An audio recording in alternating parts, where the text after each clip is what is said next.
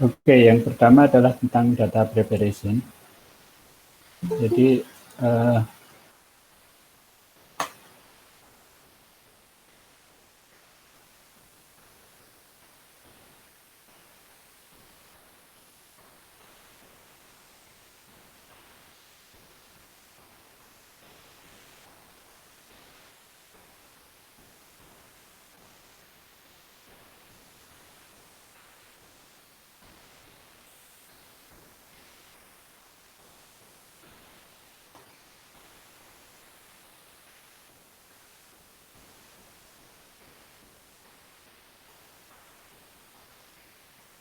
oke, pertama data preparation. Jadi untuk sebelum Anda melakukan data mining atau pencarian algoritma machine learning yang paling bagus performanya, maka kita perlu melakukan data preparation. Di WK itu sangat mudah ya. Nah, kita coba yang di Python seperti apa. Jadi yang pertama Anda nanti bisa nge-trace sendiri step-stepnya seperti apa. Tetapi yang pertama saya ingin menerangkan konteksnya. Yang pertama adalah rescale data. Rescale data itu membuat seluruh data set yang numerik, dataset numerik itu bernilai antara 0 dan 1. Jadi minimal 0 dan maksimal 1. Itu terutama Anda perlukan kalau misalnya untuk KNN atau neural network linear regression termasuk deep learning. Linear regression, neural network, dan deep learning. Jadi Anda bisa mencoba untuk kalau Anda sudah punya dataset sendiri dan menemukan metode yang memberikan nilai misalnya akurasi paling tinggi, Anda lakukan coba tanpa normalisasi dengan normalisasi, apakah merubah atau tidak. Jadi biasanya selalu dianjurkan kalau untuk data yang range-nya beda, misalnya umur, kemudian umur itu kan misalnya antara 25 sampai 70 gitu ya. Kemudian disandingkan dengan misalnya penghasilan gitu. Penghasilan itu nilainya mungkin antara 2 juta sampai misalnya 100 juta gitu. Itu kan range-nya beda kan. Kalau menggunakan metode misalnya yang mengukur jarak misalnya KNN itu akan menyebabkan masalah yang tidak begitu akurat karena ininya beda. Ngerti nggak yang saya maksud? Paham ya? Jadi makanya dua-duanya itu di-scalekan menjadi antara 0 dan 1, baik usia maupun untuk uang tadi ya, jumlah gaji misalnya. Ini ya, jadi stepnya ada di sini. Jadi Anda ini skalen minimax. Jadi kita bisa ngecek di sini ya, seluruh kalau Anda yang paling gampang untuk nge-trace di scikit-learn itu preprocessingnya apa aja, Anda search saja di Google.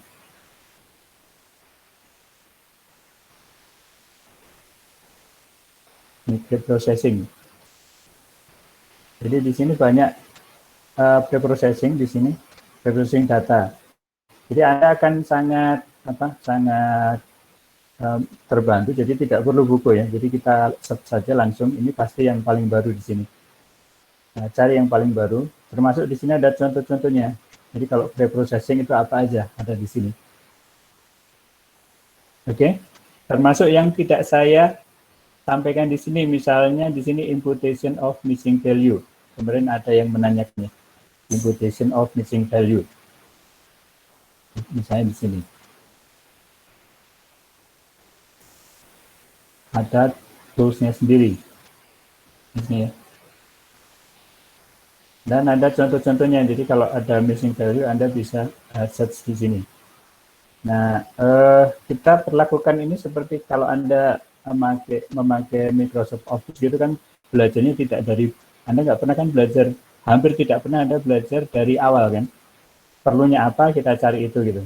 Begitu juga dengan ini untuk kepentingan riset tesis Anda. Jadi contoh programnya sudah diberikan dan kalau Anda perlu yang lain tinggal searching. Oke, gitu ya. Paham ya? Oke. Itu ini rescale data, kemudian ini adalah menstandarkan data. Jadi ini membuat menjadi Gaussian distribution dengan min 0 dan standard deviation 1. Ini ya, kita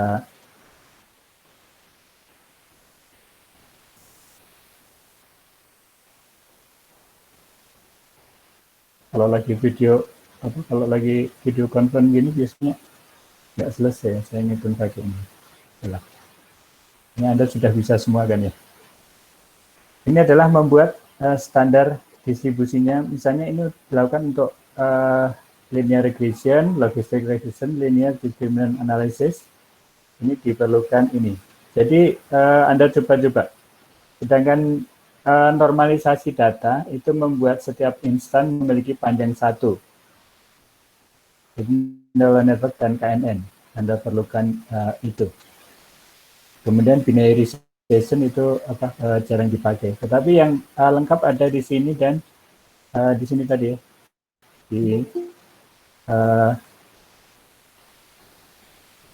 Di processing data apa saja yang ada di Scikit-learn. Oke, ada pertanyaan sampai sini? Gampang ya? Kemudian ini adalah step-stepnya ya. Kemudian setelah di prepare, maka kita lakukan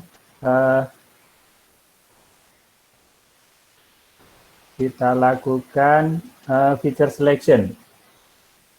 Jadi feature selection itu ada beberapa metode yang ada di sini. Jadi kita lihat di sini escalon feature selection, apa saja yang ada di Scikit-learn. Nanti yang diperlukan kita baru kita import di sini. Tetapi yang di sini hanya contoh dari beberapa.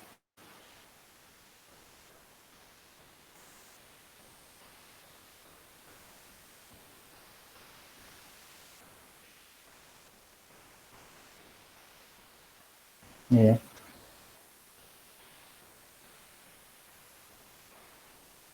Ini feature selection semuanya ada di sini. Jadi removing feature with low variance, misalnya apa ini. Kemudian univariate feature selection. Tadi ya yang contohnya ada di tadi ya. Kita menseleksi K sama dengan 2 yang paling bagus. Kemudian ini select from model, ada regularisasi di sini, ada beberapa istilah yang nanti Anda bisa baca detailnya di sini. Kemudian feature selection sebagai bagian dari pipeline. Jadi pipeline nanti kita lihat di situ. Oke. Apakah ada feature selection yang lain? Ada ya, banyak di literatur. Mungkin nanti Anda juga bisa coba. Ini adalah univariate statistical test. Kemudian ini menggunakan recursive feature elimination. Apa itu bisa dibaca sendiri, bisa kalau Anda menemukan bahwa itu memberikan performance yang bagus, baru nanti Anda dalami. Kemudian PCA dan ini dengan tree classifier. Oke, ada pertanyaan sampai sini? Cukup jelas? Oke.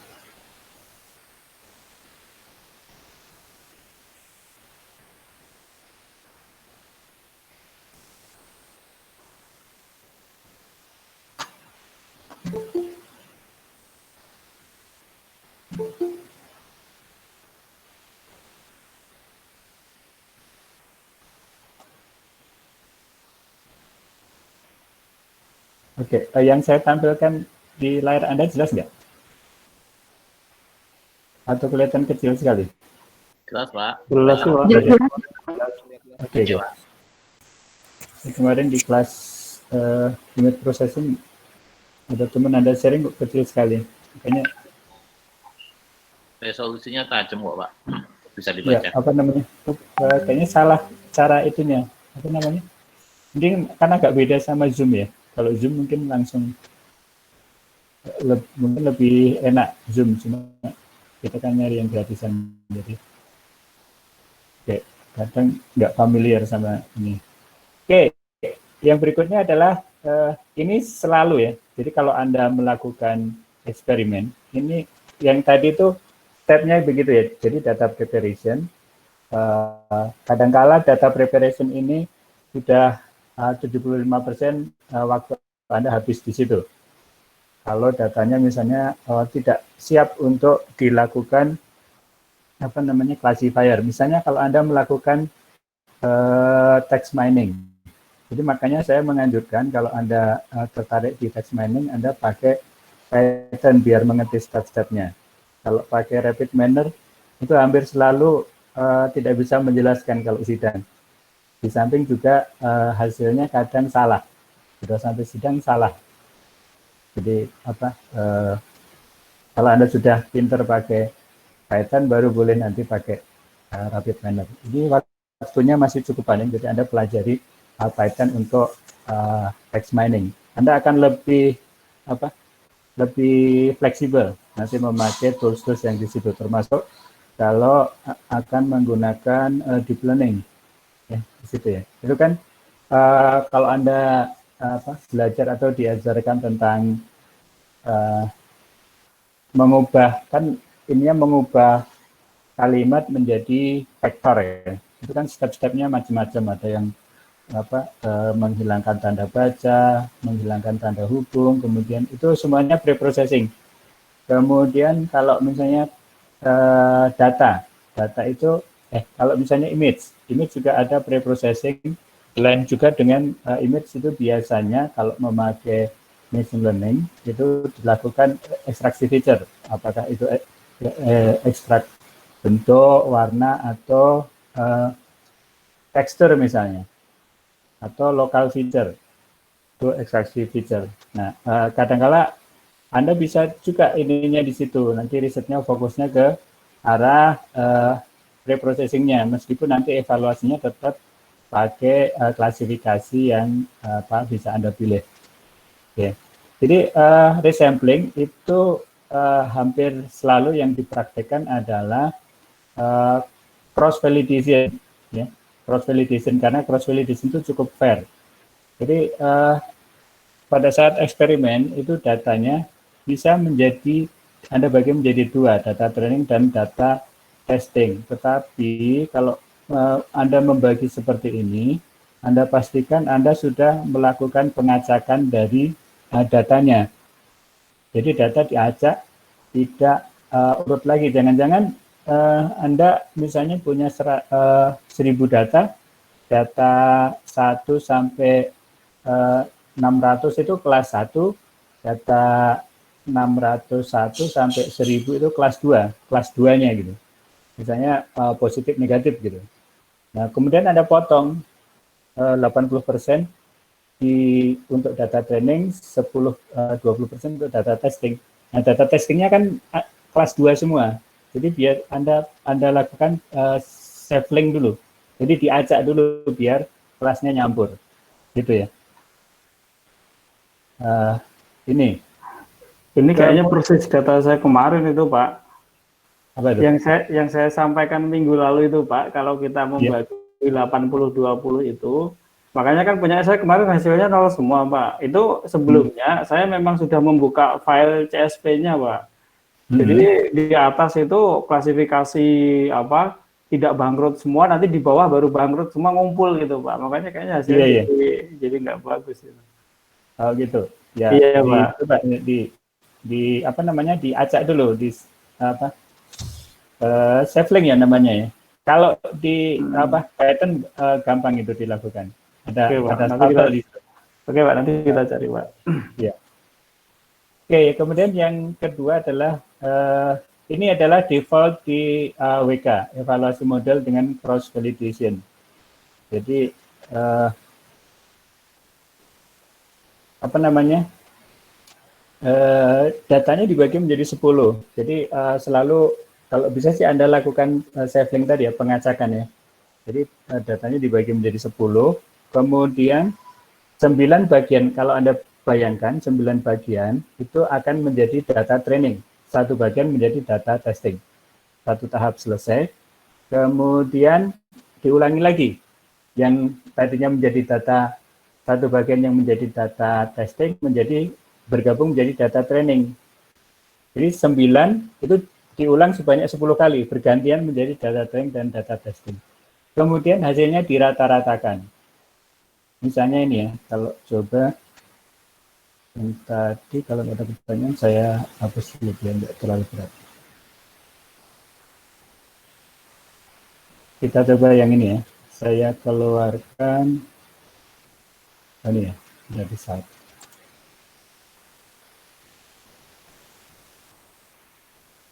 Kita tunggu ya. Jadi kalau Anda lihat, ini sengaja saya keluarkan result, itu resultnya akan ada berapa? Akan ada berapa vektornya? Vektor resultnya ada berapa?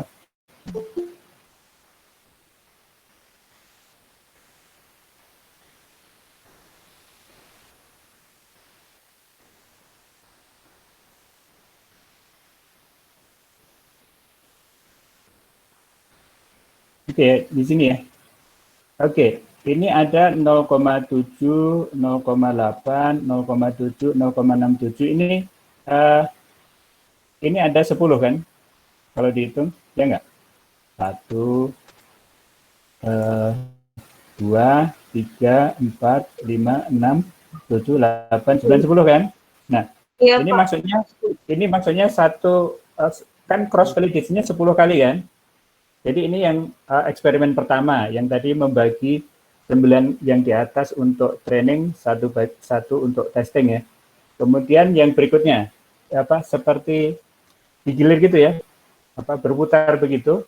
Jadi setiap kali pasangan 9 bagian data training dan 1 bagian data testing tadi menghasilkan akurasi yang segini.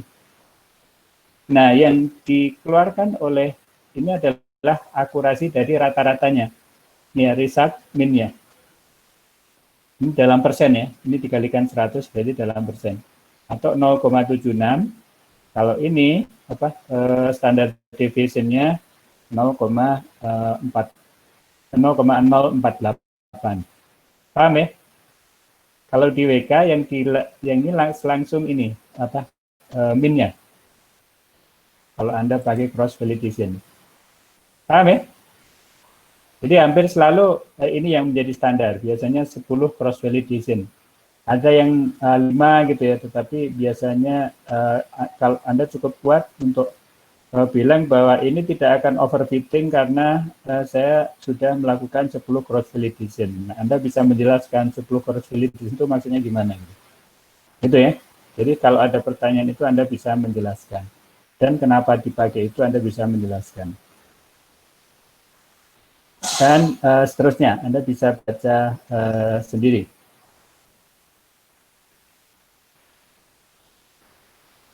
Oke. Oke, kemudian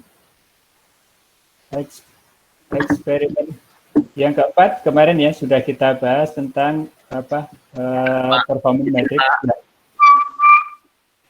Ya, silakan. Ya Pak, terkait dengan data training dan data testing Pak, yang dari tadi Pak. Jadi sebelumnya kan kita kan saya menggunakan RapidMiner untuk melakukan pengolahan data. Nah, konsep dasarnya itu kan bahwa data sampel yang paling bagus itu ya populasi itu sendiri. Nah, tetapi sehingga dalam logik saya itu semakin banyak data training yang dipakai, itu akan menghasilkan tingkat akurasi yang lebih bagus gitu Pak ya.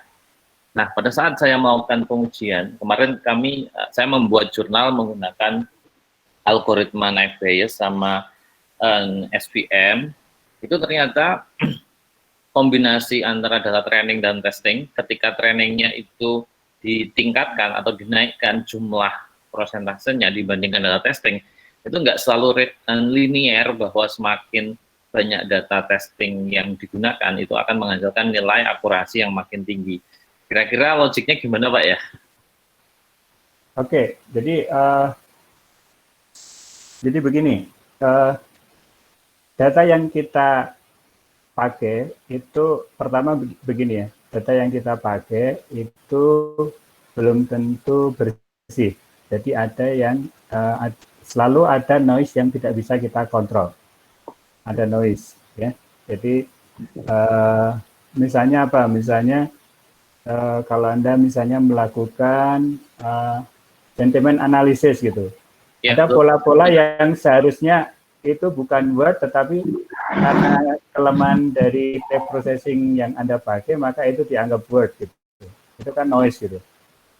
Jadi semakin banyak, pada prinsipnya semakin banyak data training, itu machine learning akan bisa belajar lebih banyak machine learning algorithm. Tetapi kalau itu betul data gitu. Jadi kan sebenarnya kan ininya kan melihat pola yang menghasilkan kelas tertentu kan. Kalau di sini memang data, maka akan semakin akurat. Tetapi kalau datanya itu ada noise-nya, maka seperti apa jadi menebak aturannya menjadi susah gitu. Kok ini kok tidak konsisten gitu. Seperti itu. Kemudian tujuan dari cross validation adalah jadi metode machine learning itu harus bisa digeneralisasi. Jadi tidak boleh hanya bagus pada data yang dilatihkan ke dia, harus bagus pada data yang belum pernah dilihat. Begitu ya. Jadi data testing itu tidak boleh digunakan untuk training. Gitu. Jadi yang mempengaruhi performa itu bukan banyak sedikitnya data testing, tetapi banyak sedikitnya data training dan apakah dia mengandung noise atau tidak. Jadi kalau noise itu hampir tidak bisa kita hilangkan, tidak bisa kita kontrol sehingga pola atau rules-nya menjadi tidak optimal, begitu kira-kira. Ya. Berarti sebenarnya konsep dasarnya itu semakin banyak data training yang akan dipakai, maka si sistem akan bisa belajar lebih bagus, sehingga nanti hasilnya pada saat diimplementasikan akurasinya akan semakin baik gitu Pak ya. Nah, kejadian yang saya alami itu karena banyak noise di dalamnya, gitu Pak ya. Kemungkinan banyak noise. Sehingga meningkatnya data training yang dipakai tidak linear dengan akurasi yang didapatkan. Iya. Misalnya, oke, ya gitu ya. Jadi seperti manusia lah. Kalau contohnya misalnya orang baik-baik nanti akhirnya begini. Terus kemudian ada noise yang tidak ada di rules yang kita pahami, maka rules kita jadi tidak tepat lagi nanti. Oke. Jadi ini adalah metrik performance metric. Jadi performance metric kemarin kita lihat ada 2. Jadi untuk klasifikasi dan regresi. Kalau di WK itu sudah keluar semua ya. Saya tidak paham dengan rapid manual, tetapi mungkin juga lebih gampang dari ini karena itu kan graphical gitu. Kemudian yang pertama untuk klasifikasi kita selalu akurasi. Jadi di sini akurasi. Jadi ini yang ingin saya tekankan pada Anda adalah cara mendapatkan metrik ini di Python. Jadi Anda lihat di sini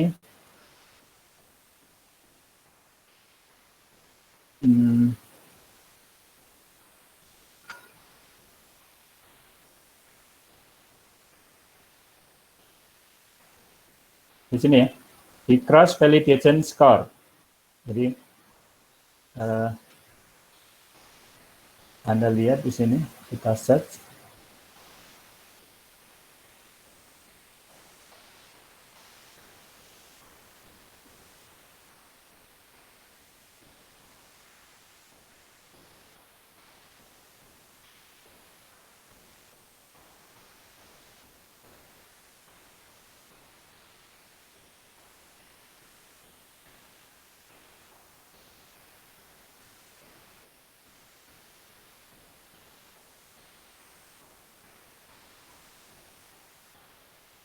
Jadi di sini Anda lihat, ini bukan. Kita search aja di sini.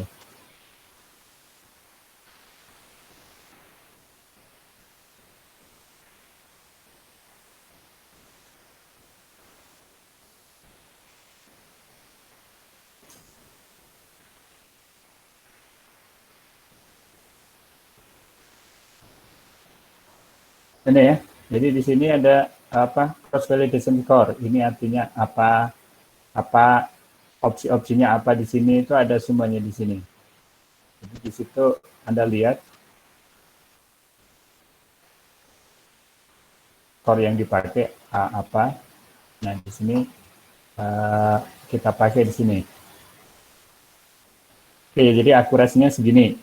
Kemudian ada di sini ada log loss, itu artinya apa? Anda bisa set sendiri. Kemudian ini juga ada EUC, area under ROC curve. Ini kita kemarin sudah kita bicarakan. Ini 0,82 cukup bagus. Kemudian ada confusion metric di sini. Ini selalu wajib Anda tampilkan kalau Anda melakukan klasifikasi. Ini confusion metric. Kemudian cara bacanya gimana? Kemarin sudah kita lihat.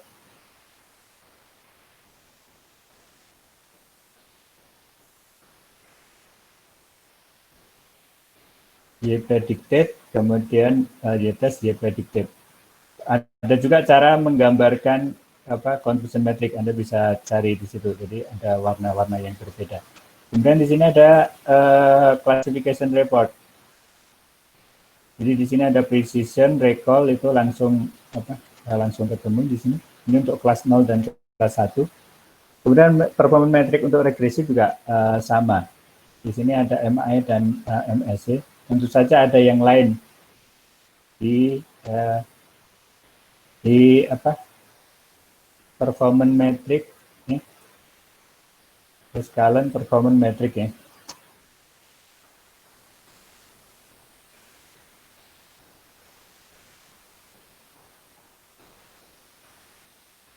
Performance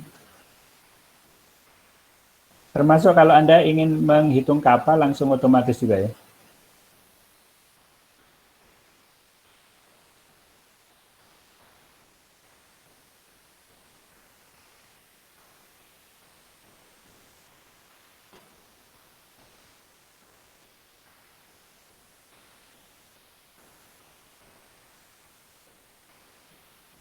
Ini ya, ada akurasi, ada termasuk balance akurasi dan terusnya.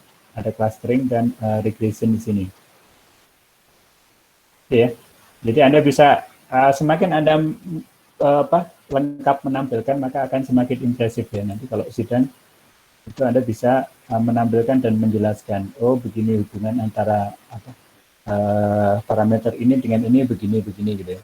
Itu akan lebih impresif dan Anda juga puas ya, karena Anda mengerti benar dengan eksperimen yang Anda lakukan. Ada pertanyaan? Mohon izin Pak.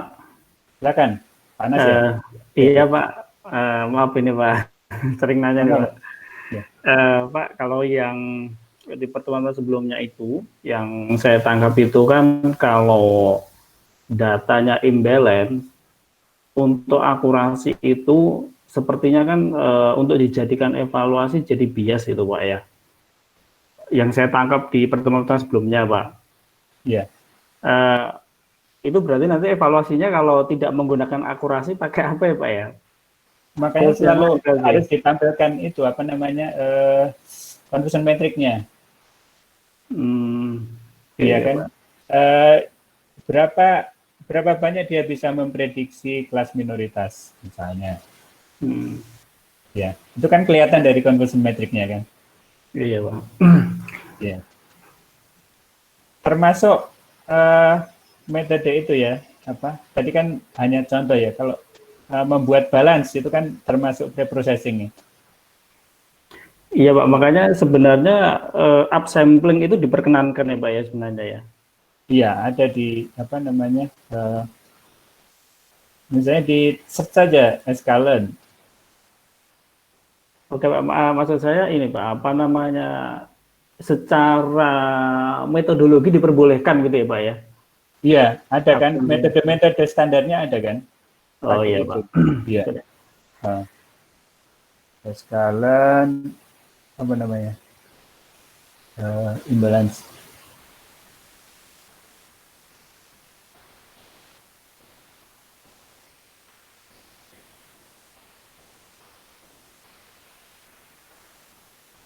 Oke ya, jadi saya kalau bisa sih Anda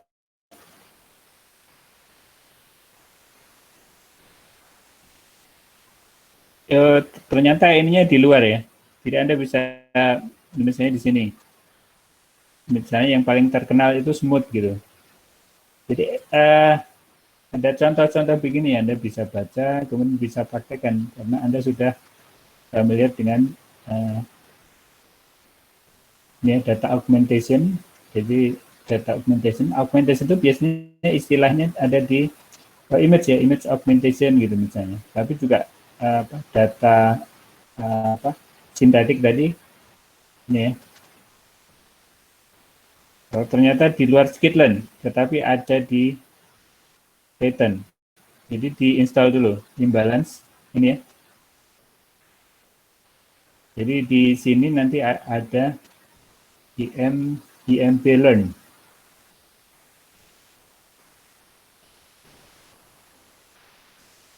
imp learn. Nah, oh ternyata ada di sini.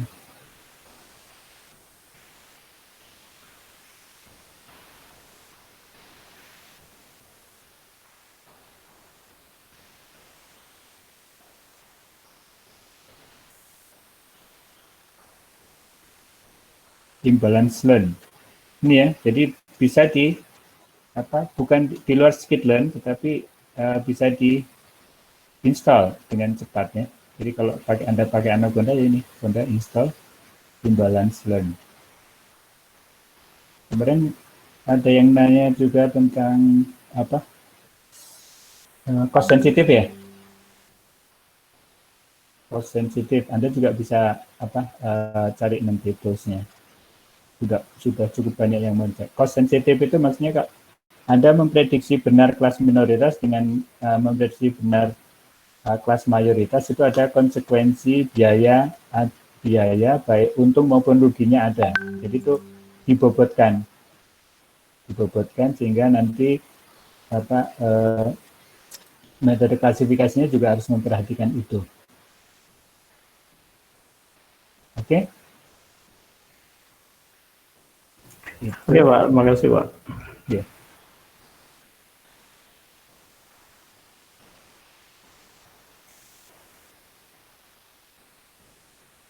Oke. Kemudian ini membandingkan. Jadi kalau bandingkan ya tinggal mungkin nanti ada contoh di belakang ya, gimana kita membandingkan sekaligus gitu. Tapi ini satu-satu. Seperti yang Anda lakukan di tugas kemarin ya, Anda bandingkan satu-satu. Sudah dikumpulkan kan ya tugasnya ya? Minggu lalu ya? Oke. Satu-satu, ini ada 6, begitu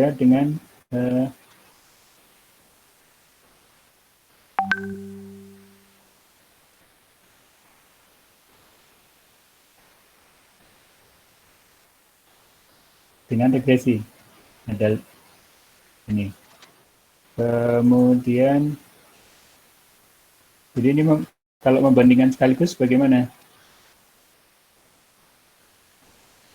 Jadi ini nanti yang sebaiknya Anda lakukan ya, kalau Anda melakukan ini. Jadi dibandingkan sekaligus, ini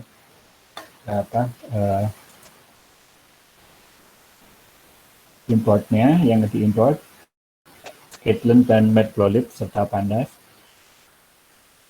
Jadi di sini modelnya itu disiapkan dulu. Jadi yang akan dibandingkan adalah logistic regression, LDE, KNN, chart, Naive dan SVM. Oke. Anda sudah melakukan ini? Sudah pernah melakukan ini? Sebelumnya, maksudnya. Sudah belum? Belum? Belum Pak, belum. Belum. Ini langsung, ini kalau Anda baca ini pakai 10 cross validation ya, ini end splitnya 10. 10 ya. Jadi kalau Anda lihat di sini, ini adalah min-nya. Min dari min dari akurasinya. Gini. Jadi kalau kita lihat ini mana yang paling tinggi nilainya? Nah, logistic regression ya. 0,77. Ini kita gambar box plotnya, kelihatan ini. Di logistic regression yang paling tinggi. Oke, nanti kalau Anda ingin tahu apa itu box plot ya tinggal googling aja. Box plot itu cara bacanya gimana, ini maksudnya gimana. Oke. Itu jadi nanti tugas berikutnya adalah Anda membandingkan dengan cara ini. Setelah tadi ya, Anda melakukan step-step untuk tadi di preprocessing. Kemudian ini mengotomatisasi, itu kita ingin mendefinisikan beberapa, misalnya ini, menstandarisasi data dan meng-create model. Itu ada di sini ya, estimators-nya. Ini bisa Anda ubah namanya.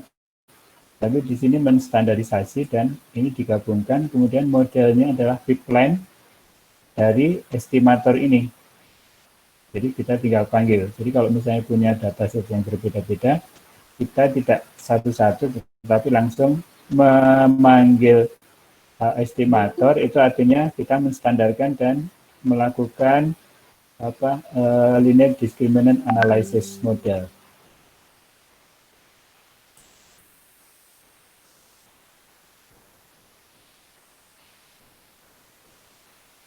Oke, masuk. Enggak ya?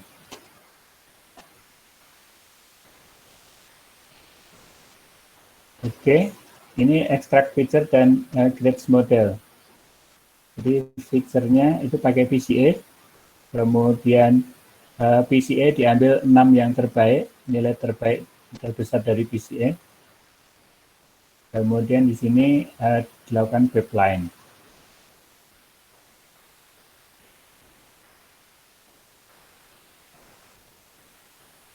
Oke, ada pertanyaan sampai sini? Cukup jelas ya? Kemudian ini yang saya minta Anda lakukan di dataset yang Anda kemarin, Anda bandingkan metode-metode ensemble ini. Oke, yang pertama ensemble itu gabungan dari metode yang lain. Jadi hampir selalu kalau tesis data mining itu mereka biasanya mereka itu mempropose yang paling bagus itu ensemble. Ensemble itu yang biasanya yang paling kini. Contoh yang paling kini kalau naik bias itu sudah sangat lama ya. Biasanya memakai kalau enggak Anda pernah dengar gradient boosting gitu ya. Adaptive boosting atau adabus gitu. Pernah dengar ya? Atau baru pertama? Pernah juga. Ya. Itu adalah metode ensemble. Ensemble itu seperti ensemble musik itu gabungan orkestra itu ya. Jadi ini adalah gabungan dari metode-metode yang classifier yang lebih lemah.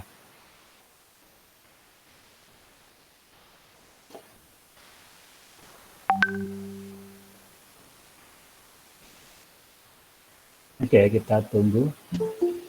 Jadi saya minta ada yang mau bergabung tapi enggak ya?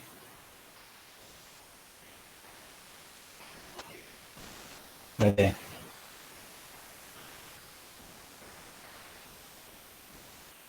Biasanya ensemble ini datanya kecil, tapi cukup lama ya.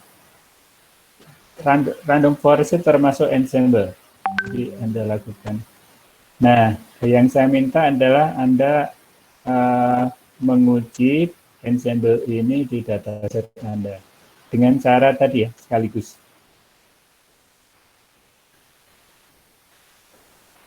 Ini metode ini penting, makanya Anda harus bisa dengan tadi ya. Dengan cara ini, jadi modelnya di ini, tetapi di sini diganti ensemble. Oke, bisa ya? Untuk dataset yang Anda punya tadi. Ada pertanyaan sampai sini?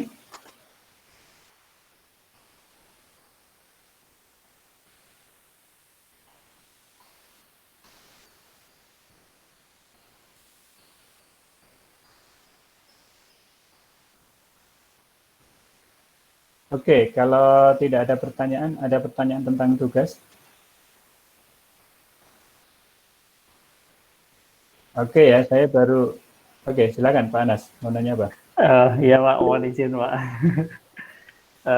Iya. Pak Agus, apa Iya. namanya, sebenarnya yang metode yang terakhir tadi Pak, yang ensemble itu sebenarnya kalau secara algoritmanya masih ada potensi untuk diimprove Pak.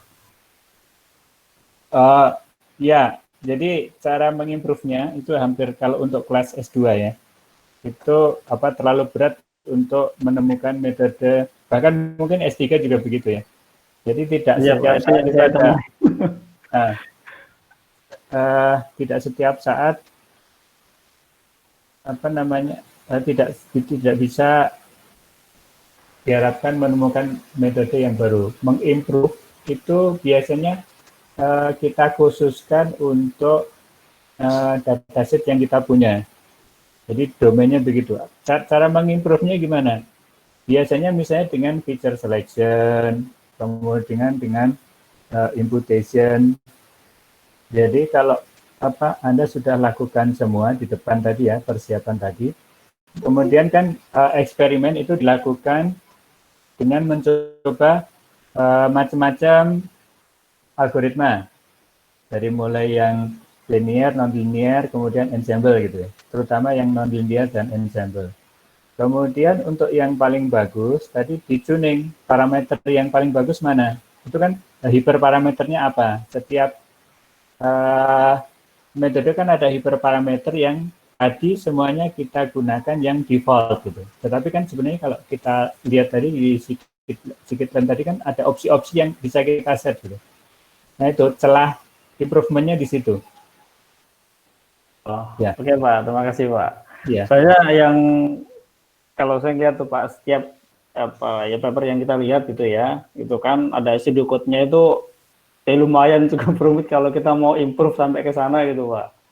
Enggak, jadi enggak, jadi ada ininya jadi semakin spesifik yang ingin itu, maka kemungkinan besar menemukan celah kebaruan semakin tinggi. Jadi semakin spesifik aja. Misalnya menaikkan satu parameter gitu yang belum dilakukan di paper itu, misalnya harus nyoba dan harus spesifik ya, tidak ada contoh yang general ya. Jadi kalau untuk kasus tertentu itu nanti biasanya Anda melakukan eksperimen, kemudian diskusi dengan pembimbing. Kalau pembimbingnya ngerti, itu bisa menunjukkan, oh kamu kebaruannya di sini aja ya. Membuktikan kebaruannya di sini aja, dan itu semakin tajam semakin bagus ya, kelihatan kebaruan. Oke Pak, terima kasih Pak. Ya, jadi kalau misalnya ya, kalau misalnya ada contoh yang terlalu umum gitu, misalnya melakukan text mining atau sentiment analysis untuk atau mahasiswa itu suka begitu sentiment analysis untuk pilihan pilpres atau pilkada gitu ya. Itu kalau kita penguji baca, wah ini kayaknya hampir tidak ada kebaruannya kecuali mengganti dataset dengan dataset baru. Karena tidak spesifik gitu.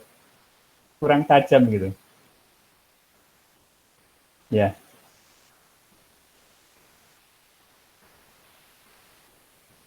Oke. Bukannya itu jelek ya, bukan jelek, tapi Anda harus spesifik gitu. Misalnya mengubah misalnya ya reprocessing yang lebih unggul. Kalau domain Anda melakukan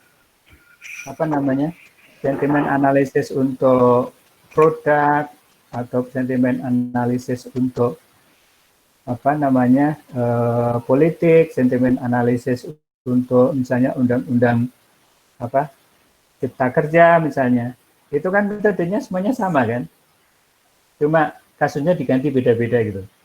Itu kemungkinan original contribution-nya itu kecil ya, kecuali dengan kecuali hanya menggunakan untuk kasus-kasus yang berbeda. Oke ya. Jadi ininya yaitu bagaimana biar bagus. Ya sudah, orang melakukan apa dari sisi metode yang dia propose apa untuk sentimen analisis itu, dia pakai propose apa. Nah, Anda mengulik di situ di metodenya. Kalau domain problemnya itu untuk kasus saja gitu. Itu untuk level S2 ya. Meskipun yang lalu-lalu juga akhirnya juga diterima kalau seperti itu. Tapi kan Anda ingin improve kan? Ya.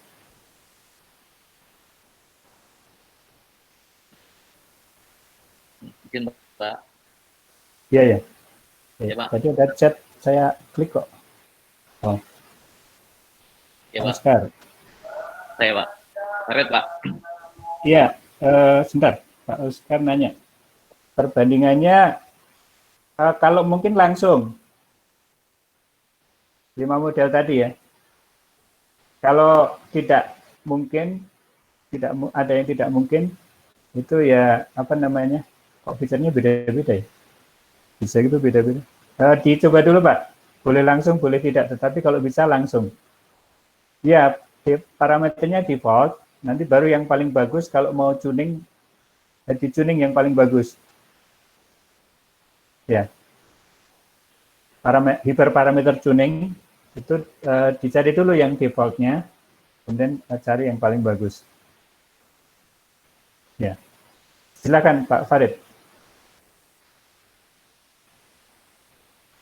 Baik Pak, jadi masih melanjutkan pertanyaan saya yang tadi Pak.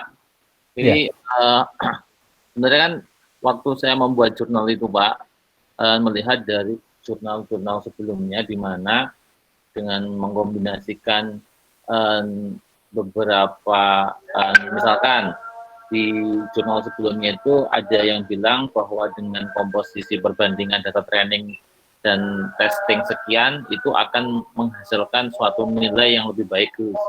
Kemudian di jurnal sebelumnya juga ada yang bilang bahwa menggunakan satu filter selection gitu misalkan ya Pak ya, itu juga akan misalkan 1000 data awal yang diambil dengan pembobotan tertentu itu juga akan menghasilkan suatu nilai yang lebih bagus untuk akurasinya.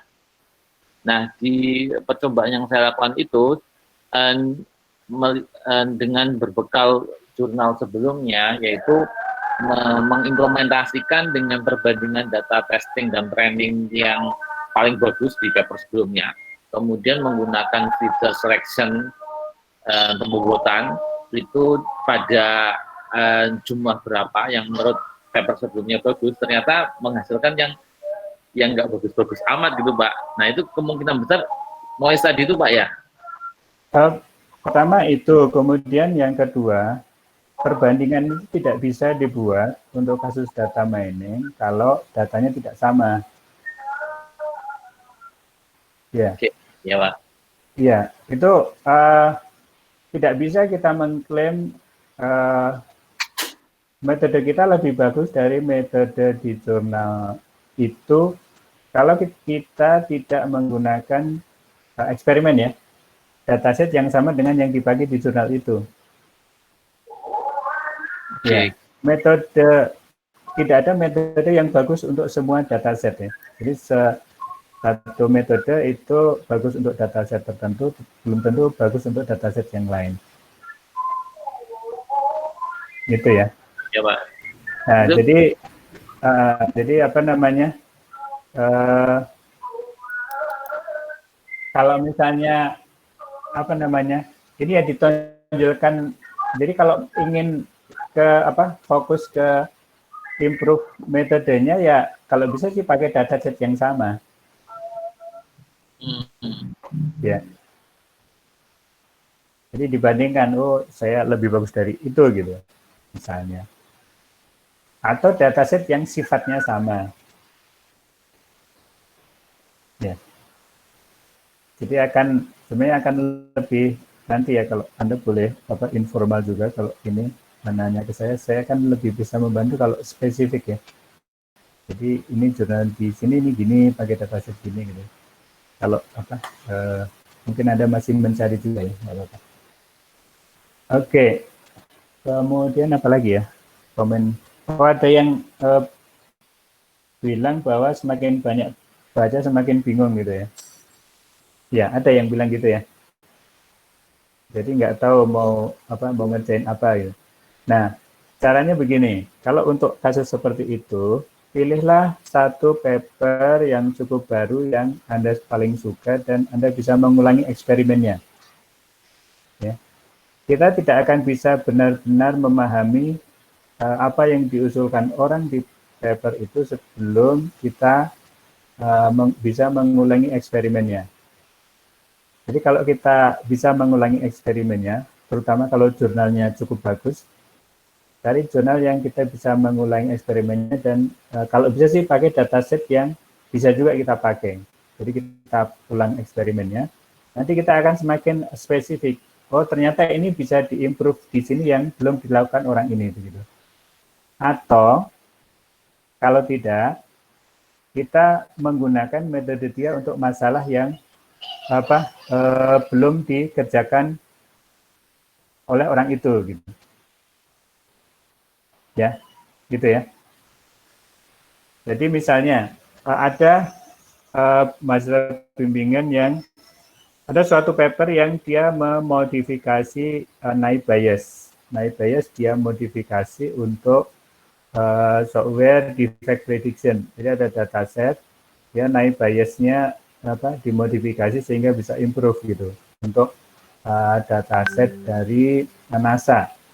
Kemudian dia melakukan eksperimen mengulang hal yang sama, tapi tidak ketemu-ketemu. Akhirnya coba Anda cari paper yang lain, domain problemnya diubah, misalnya akhirnya dia menemukan masalah baru di security. Nah, di security ternyata dia bisa improve dengan metode yang di paper itu dia pakai dan bisa improve dari paper acuan yang di masalah di security dengan dataset publik ya. Jadi cukup fair untuk dibandingkan. Ya sudah dapat ini novelty di situ. Gitu ya. Jadi ini kan baru survei ya. Survei itu untuk menentukan paper mana yang Anda paling suka, Anda akan dalami dan kelihatannya Anda bisa kontribusi dari paper itu. Begitu ya. Itu ya Pak Oscar ya. Oke, kemudian ya silakan Pak Anas. Mohon maaf Pak, memotong ya Pak ya. Ya. Misalkan dataset kita itu Pak, itu sudah banyak yang melakukan penelitian nih Pak terkait dengan dataset itu gitu ya. Dengan berbagai sudut pandang lah, ada yang improve di preprocessing-nya, ada yang ya di segala lini gitu ya. Cuma ada yang memang menambahkan ini Pak, kalau salah itu yang satu time processing gitu Pak. Nah ini kalau kita mau improve atau meneruskan di jurnal itu maksudnya secara keseluruhan atau bisa mengambil di satu aspeknya gitu Pak ya? Usahakan di satu aspek yang tadi ya, yang sangat fokus itu kuncinya itu ya. Kontribusi itu sangat fokus ya. Iya Pak. Jadi Anda tidak perlu Anda membuat sistem gitu, misalnya Anda memiliki data di kantor gitu, data tentang apa gitu. Anda tidak perlu berpikir untuk membantu kantor dengan membuat sistem yang bisa metode yang bisa membuat itu otomatis gitu. Tidak perlu itu, tetapi cukup sangat spesifik ya. Anda ambil data dari kantor untuk case study, tetapi metodenya misalnya metode orang, Anda improve satu sisi saja. Mulainya dari situ ya. Gitu ya. Jadi sangat spesifik, bukan membuat sistem informasi yang handal atau apa, itu bukan seperti itu ya. Ya. Mulainya dari yang sangat kecil, fokus dan spesifik. Kontribusi itu di situ. Jadi nanti kalau ketemu itu core-nya itu nanti bisa diperluas gitu. Dan kalau Anda mengerjakan sesuatu yang sekarang banyak dilakukan orang atau menjadi tren atau menjadi perhatian, kemungkinan akan disitasi akan besar hasil penelitian tesis Anda. Gitu ya. Kemudian ada lagi yang ada kantor yang cukup kaya data, kemudian dia ingin membuat analisis tentang data itu gitu ya. Itu kalau karena Anda mahasiswa ilmu komputer itu agak kurang tepat ya. Jadi yang Anda lakukan itu harus untuk penelitian tesis harus berupa ada sintesisnya ya. Jadi mengusulkan sesuatu metode, bukan mengambil pelajaran dari data itu. Bukan data analisis gitu. Bukan menggunakan data mining untuk data analisis. Gitu ya. Jadi seperti apa? Misalnya contohnya apa ya? Ada data gitu. Misalnya data inflasi gitu. Kalau orang statistik itu dari data segini-segini maka inflasinya segini gitu. Itu kan apa? Tetapi kalau sintesis itu bagaimana biar misalnya mencegah inflasi gitu. Atau bagaimana menghitung inflasinya dengan metode baru misalnya seperti itu. Sintesis ya. Jadi bukan data analitik. Kemudian ada lagi yang saya akan membandingkan metode ABCD itu tidak seperti itu ya. Jadi Anda fokus ke satu saja, Anda usulkan. Jadi kalau membandingkan itu tidak tepat kalau dijadikan penelitian tesis ya. Memang Anda membandingkan, tetapi membandingkan itu kemudian Anda ambil satu yang Anda usulkan. Begitu ya. Oke. Mudah-mudahan tidak semakin bingung, mudah-mudahan makin optimis ya. Ada pertanyaan? Mohon bimbingannya nanti, Pak. Iya, jadi kita selalu ingin Anda berusaha dengan keras, dengan sesuai dengan yang seharusnya, tetapi kalau sudah berusaha dengan keras, nanti mencapainya misalnya level S1 atau level D3, ya sudah, kita lihat usahanya. Tapi saya ingin Anda berusaha dulu untuk yang Anda kerjakan itu memang level S2 gitu ya. Gitu ya? Siapa? Oke.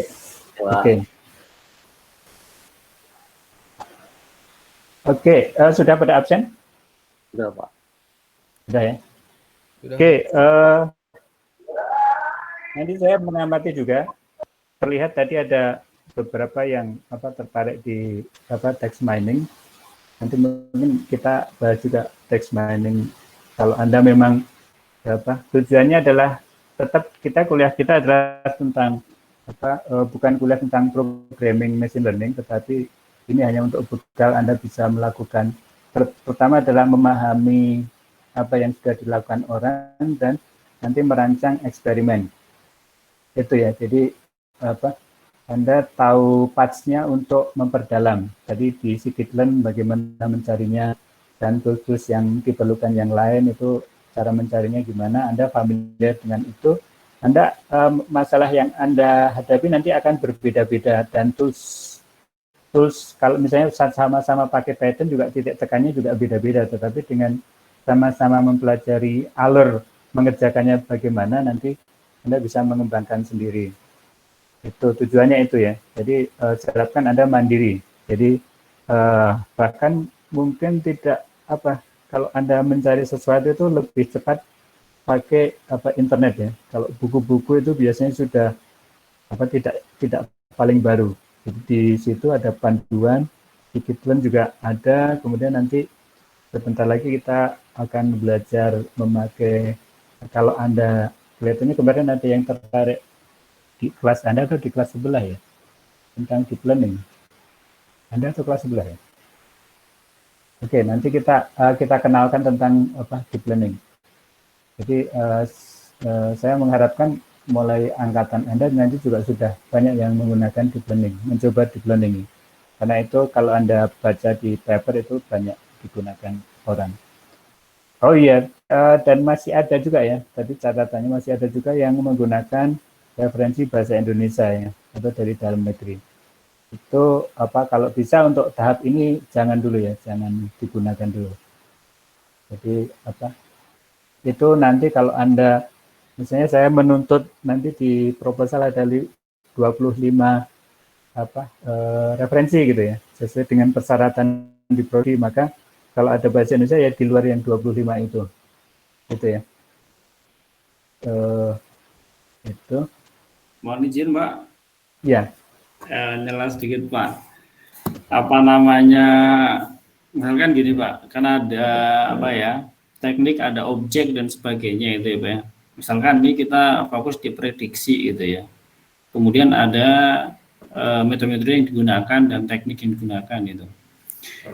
Nah, yang setema gitu Pak, yang setema, maksudnya paper-paper yang relevan gitu ya, itu menggunakan kata kunci di fokus di prediksi atau algoritma yang digunakan itu Pak, yang paling relevan sebenarnya Pak. Domain belum jelas Pak, gimana Pak maksudnya Pak? Misalkan gini Pak, jadi kita langsung ini misalnya, ini contoh misalkan konkret, untuk produksi untuk prediksi gitu ya Pak ya. Ya. Nah, jadi ada dataset, kemudian ada paper.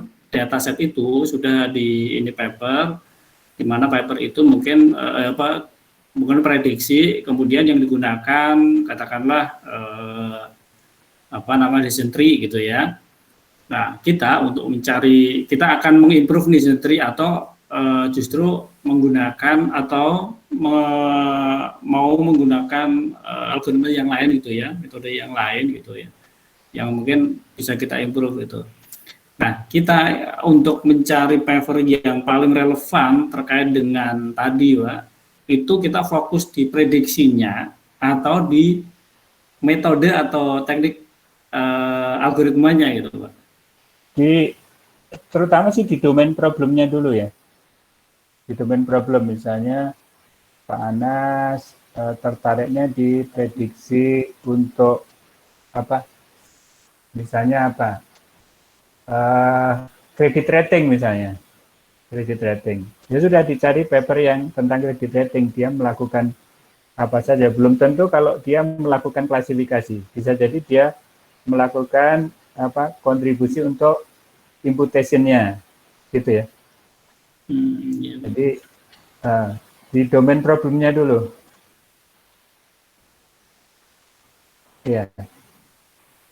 Jadi mudah-mudahan itu yang dimaksud ya. Jadi jadi di spesifik di masalah itu, Kak. Jadi bukan misalnya mencari decision tree itu dipakai di masalah apa aja, bukan begitu. Jadi di problemnya itu apa? Misalnya mencari gini, di customer CRM itu apa singkatannya Pak? Customer Relationship Management ya. Pernah mendengar istilah itu? Iya Pak. Di CRM itu ada kalau di salah satunya yang dipakai di machine learning itu untuk prediksi customer churn. Churn itu misalnya perusahaan telco, telekomunikasi itu kan dia ingin memprediksi membuat proyeksi jumlah pelanggan. Salah satunya itu dia harus memiliki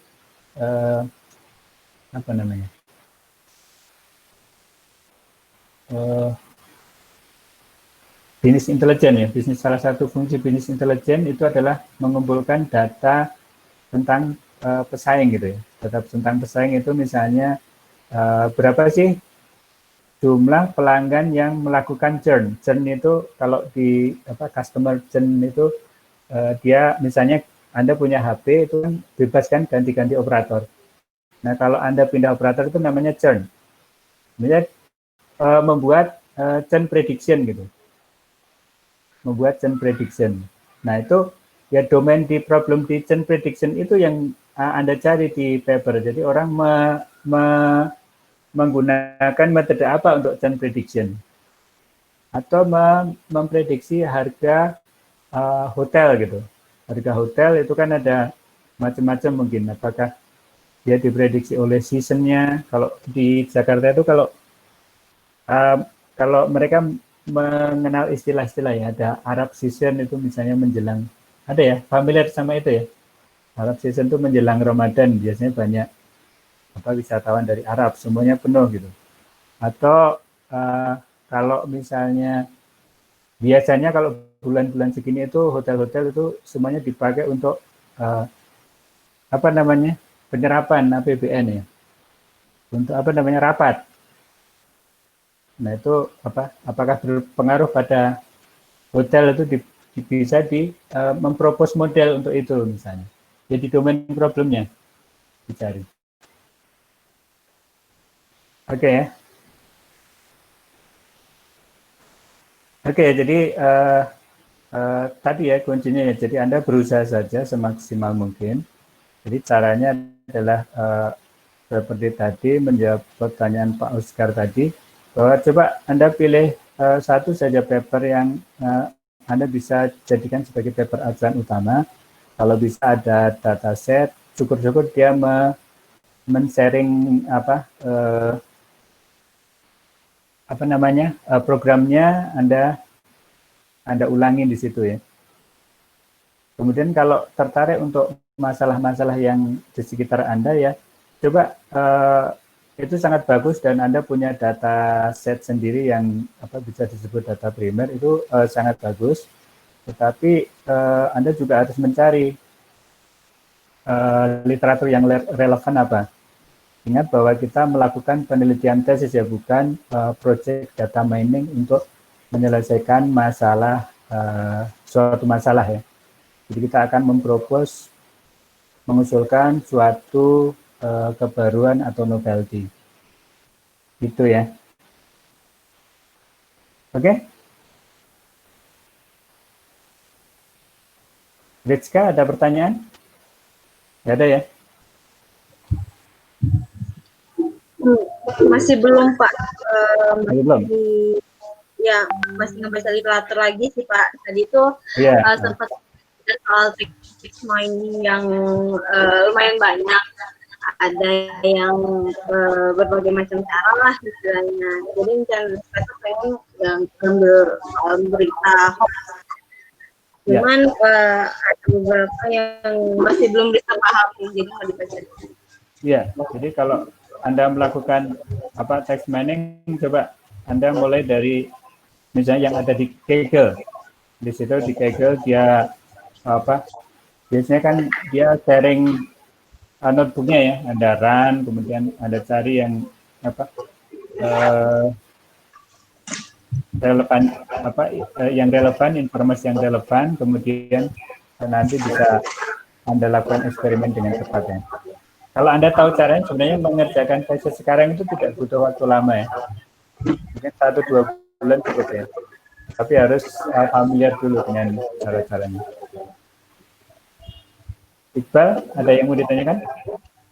Muhammad Iqbal? Ya, Pak. Enggak ya? Enggak. Oh iya itu, Pak. Untuk masalah data, jangan coba-coba yang kemarin itu gunakan dataset. Untuk misalnya untuk ngarah ke tesis, untuk datasetnya dia hanya 600 gitu. Apakah boleh, Pak? Sekitar ya, segitu? pokoknya dicoba dulu, jangan takut boleh atau nggak boleh. Eksperimen aja dulu. Oh iya Pak, siap. Terima kasih Pak. Udah jangan boleh apa enggak, pokoknya eksperimen dulu, cari literaturnya. Ya, itu ya, buat semuanya ya. Oke, mungkin gitu, jangan lupa absen. Sudah Pak.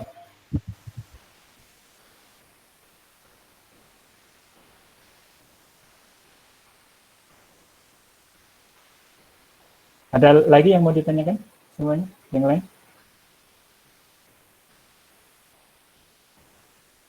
Oke, kalau tidak ada kita cukupkan sampai di sini. Rangga, ada yang mau ditanyakan? Belum ada. Oke. Cukup sampai di sini. Insya Allah kita ketemu lagi minggu depan itu pertemuan ke-6 ya? Iya Pak. Ya, jadi kita masih punya 2 kali pertemuan sebelum UTS ya. Oke. Jadi, oke, kalau tidak ada pertanyaan, mungkin nanti kita lanjutkan dengan memberikan contoh eksperimen dengan deep learning. Mudah-mudahan saya bisa menyiapkan untuk Anda untuk pertemuan yang akan datang. Oke, kerjakan tugasnya. Anda minta waktu berapa? Besok bisa dikumpul? Enggak. Pak, yang mohon izin Pak, yang tugas kemarin saya belum upload ya Pak ya. Karena ternyata saya kan ini Pak ngikutin yang pola materi yang kedua yang Bapak sampaikan itu, jadi cukup banyak yang saya baca ternyata. Jadi. Oh iya, itu kan ada di laporan. Iya Pak, makanya kan belum diupload. Iya ya, bagus Pak. Ya udah. Itu dulu ya Pak ya. Iya ya. Oke. Baik, makasih Pak. Oke. Ya, maksud saya kadang ngasih Anda deadline untuk hari deadline ngumpulin tugas hari Minggu gitu ya, biar Anda kan biasanya Anda semuanya kerja kan, jadi 5 hari kerja itu perlu. Cuma nggak apa-apa, nanti saya kasih waktu seminggu ya tugas ini ya, biar Anda cukup leluasa. Oke, jadi minggu depan Anda kerjakan. Tapi kalau bisa ya Anda kerjakan pas Anda nggak kerja, misalnya Sabtu atau Minggu atau malam. Jadi maksimal belajarnya.